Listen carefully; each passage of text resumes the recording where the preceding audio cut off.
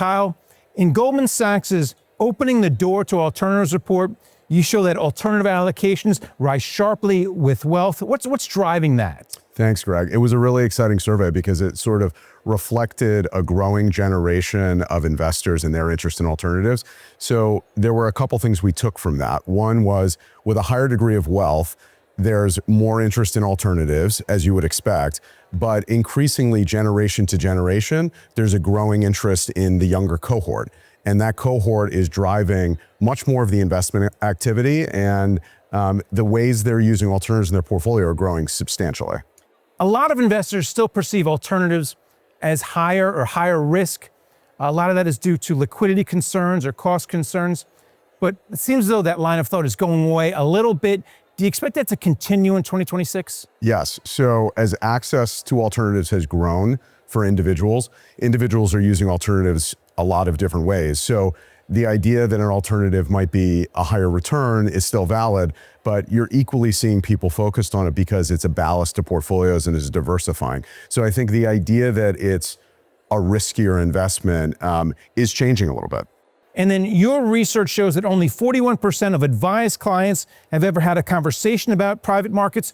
What's holding these conversations back? Are advisors just afraid to introduce them because it's a brand new hassle for them? I think despite that number, the amount of conversations is growing, and it's growing quickly. I think that's reflective of how early we are in this implementation of alternatives for a wider group of individuals. So my expectation is that number is going to grow a lot in the future, relatively soon, because clients are interested in this topic and advisors are going to engage their clients on this. And according to your research, millennials are interested, boomers maybe not so much. Why is that? You know, we believe that it's because alternatives are mainstream nowadays. So there are about half the public companies today as there were 20 years ago.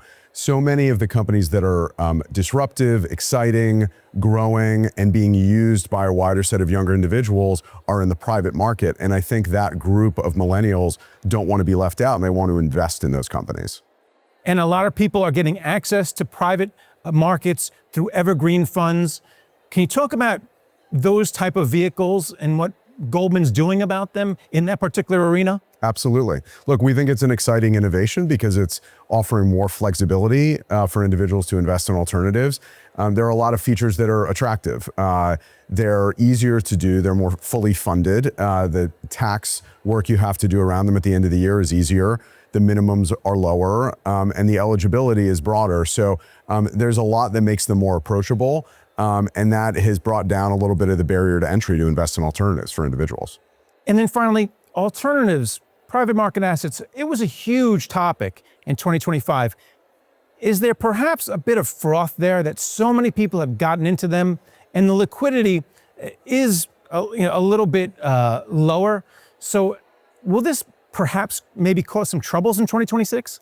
Our expectation is that the engagement in alternatives is only going to grow in the new year. Now, the themes people focus on will probably change a bit. I think a lot of the focus in 2025 was around private credit and yield investments as reference rates were higher. That was kind of naturally the focus. Our expectation is that it's going to be a little more balanced in the new year. People will be focused on equity risk again, perhaps real assets and private real estate will have a comeback. So we expect the engagement is going to grow, but I think what people are talking about thematically are going to change.